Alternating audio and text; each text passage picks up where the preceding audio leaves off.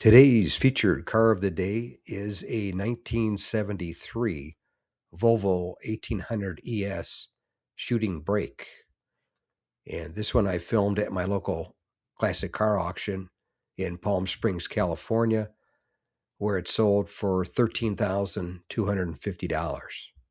And I'll read from the seller's description. Owner comments, no reserve, purchased the car March 2016 from Oliver Prins von Anhalt, the adopted son of Zsa Zsa Gabor.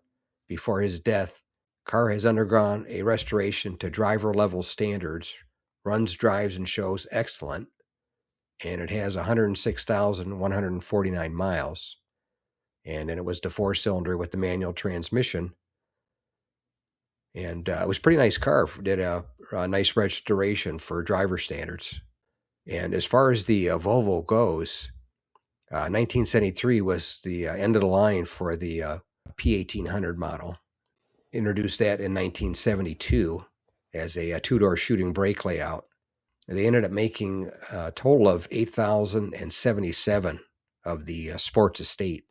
So it's called a sports estate or a shooting brake in England and Europe. They ended up making between 1961 and 1963 the P1800 model. They made 39,407 coupes and, like I said, 8,077 sports estates.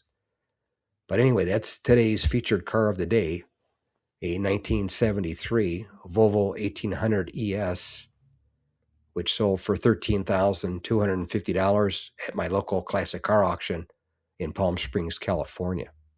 Thanks again for watching. I appreciate it. And by the way, here's a couple of videos. This will take you over to my page, and you can take a look at any of the videos that are there that look good to you. But thanks again for watching, and we'll see you on the next one.